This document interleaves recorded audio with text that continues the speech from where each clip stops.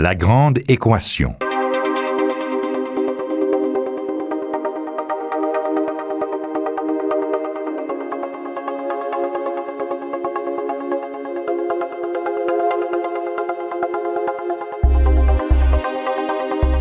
Ici Normand Mousseau, bienvenue à La Grande Équation, une émission qui vous offre un regard sans prétention sur le monde de la science.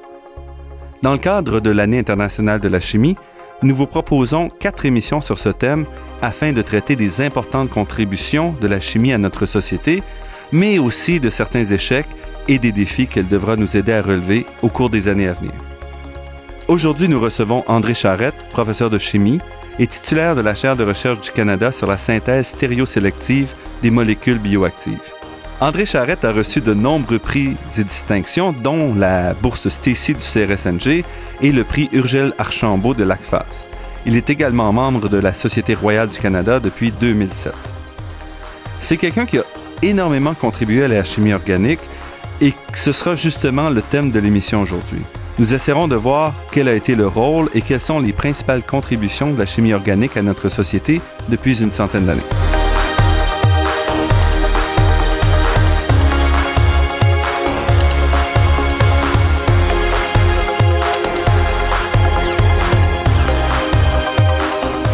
Bonjour André Charette. Bonjour. La chimie organique, si on veut, commence au 19e siècle avec la fabrication de l'urée. Pourquoi est-ce que c'était une découverte importante? Peut-être juste avant, on pourrait définir un peu ce que c'est la chimie organique. Donc, la chimie organique, c'est une discipline de la chimie qui cible principalement l'étude scientifique de la structure, propriétés, composition, réaction et préparation de composés. Donc, à base de carbone. Et la plupart des composés organiques peuvent également contenir des atomes d'hydrogène, d'oxygène, d'azote, soufre et autres, d'halogène. Donc, pour revenir à la synthèse de l'urée, donc ça a été ni plus ni moins la première fois que quelqu'un a démontré que c'était possible de générer de façon synthétique un produit qui était considéré comme appartenant aux organismes vivants. Donc, à l'époque, les connaissances impliquaient que tous les composés des organismes vivants ne pouvaient pas être synthétisés par l'homme. Donc, il faisait appel à une force vitale pour ou que les composés qui faisaient partie des organismes vivants étaient générés par une force vitale.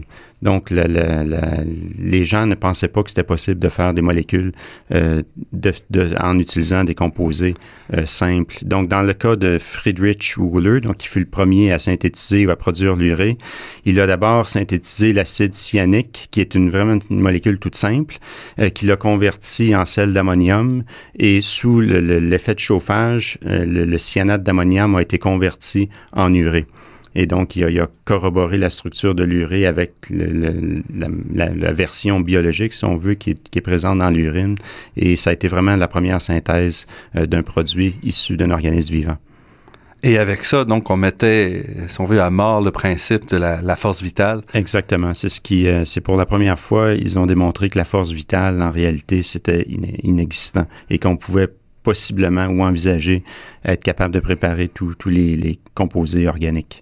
Donc, cette découverte-là a lancé les chimistes sur la voie de la chimie organique pour essayer d'identifier des composés de la matière vivante, puis ensuite essayer de les synthétiser. Oui, donc il y a eu toute une série de découvertes qui ont été issues de justement essayer de préparer des molécules naturelles. Donc, entre autres, en 1856, il y a un dénommé Perkin qui cherchait à synthétiser la quinine. La quinine, c'est une molécule qui est importante, qui est naturelle, qui est issue de l'écorce d'un arbre qui s'appelle quinquina et qui était utilisée pour guérir la fièvre. Donc, ce que Perkin a essayé de faire, c'est d'essayer de faire cette molécule-là à partir de molécules beaucoup plus simples qui étaient disponibles. Et en essayant d'oxyder l'aniline, donc son précurseur, ce qu'il a obtenu, c'est une espèce de produit noir, donc qui avait de l'air assez inutile. Et quand il a retravaillé ce produit noir-là, il s'est aperçu qu'en solution dans l'éthanol, il obtenait une super belle couleur mauve. Et ça a été le début des colorants industriels. Donc, la molécule qu'il a synthétisée de façon indirecte était la movéine.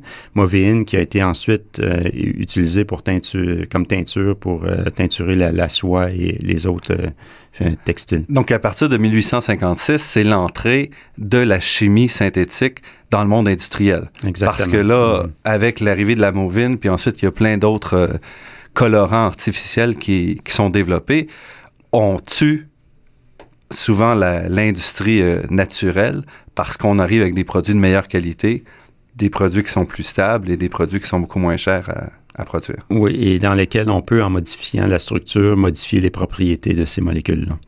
Donc ça a été ni plus ni moins le début et dans les années 1900, les chimistes sont orientés vers l'identification de produits naturels plus complexes. Donc, il y a toute une série de molécules qui se transposent au milieu des années 50, par exemple, où est-ce qu'il y a toute une série de molécules naturelles complexes, donc par exemple la morphine, les stéroïdes, la strychnine, qui ont été isolées pour leurs propriétés intéressantes. Et les chimistes ont tenté à ce moment-là de les synthétiser à partir de molécules plus simples.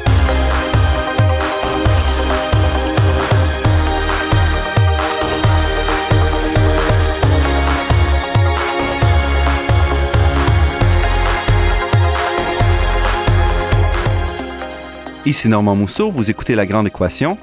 Cette semaine, nous recevons André Charette, professeur de chimie à l'Université de Montréal. Il nous raconte l'établissement de la chimie organique en une des grandes branches de cette science. Si on avait tenté, à partir du 19e siècle, d'isoler des molécules pharmacologiques, ce n'est qu'au début des années 1900 qu'on commence vraiment à produire des médicaments synthétiques et que l'industrie pharmaceutique commence à se développer. Oui, l'industrie pharmautique a ni plus ni moins vu le jour avec une molécule qui est très, très célèbre, donc en 1897, qui s'appelle l'aspirine. Donc, ça a été la découverte de l'aspirine est vue un peu comme le début de la chimie pharmaceutique. Donc, l'aspirine, évidemment, tout le monde connaît ses propriétés anti-inflammatoires et même aujourd'hui, ses ventes sont estimées à 40 000 tonnes par année. Donc, où sa consommation d'aspirine au niveau mondial est estimée à 40 000 tonnes. Cette molécule-là est une molécule synthétique. Donc, le produit de départ est la salicyline, qui est une molécule extraite d'écorce de saule blanc. Et à partir de ça, cette molécule-là a été convertie en 2 étapes en acide acétylsalicylique, qui est en réalité l'aspirine. Donc, en 1899, la compagnie Bayer dépose un brevet pour acquérir les droits de vente de ce produit-là. Et évidemment, l'aspirine est ni plus ni moins le début plusieurs avancées dans le domaine des anti-inflammatoires qui ont éventuellement conduit au Tylenol, Advil et tout récemment Celebrex et Vioxx de Merck Frost. Dans ce moment-là, quand même, c'est encore on peut dire une recherche de médicaments relativement manuelle, relativement difficile. C'est-à-dire qu'on doit donc essayer d'identifier les molécules une par une et on les analyse. Oui. Et un peu plus tard, on commence à développer des méthodes plus industrielles de recherche même de médicaments. Oui, donc après les années 50, donc dans les années 60-70, les chimistes organiciens étaient vraiment fascinés par la complexité structurale des molécules présentes dans la nature. Donc, le processus de recherche ou ce qui se passait à l'époque était que les chimistes allaient isoler des molécules biologiquement actives, soit de plantes, de végétaux, d'algues, même de micro-organismes. Et donc, dans cette soupe de produits-là, ils allaient vraiment essayer de piger la molécule active, donc qui procurait l'activité biologique recherchée. Et par après, la deuxième étape était l'identification de structure. Donc, une fois qu'on avait notre molécule active, il fallait savoir quelle est la structure chimique exacte de cette molécule-là. Et dans un troisième temps, pour vraiment confirmer la structure chimique exacte, ce que les chimistes faisaient, c'est qu'ils la synthétisaient à partir de molécules simples. Donc, c'est tout un processus qui prenait souvent des dizaines et des dizaines d'années pour confirmer, dans les années 60 et 70, la structure exacte d'une molécule organique. Et par après, dans les années 70-80, la chimie analytique a fait des avancées majeures. Donc, à l'époque, quand un chimiste faisait une nouvelle réaction chimique, donc créait un nouveau produit à partir de quelque chose et anticipait d'avoir telle structure, ça pouvait prendre des jours et des jours confirmer la structure exacte de ce qui avait été généré. Maintenant, à cause des avancées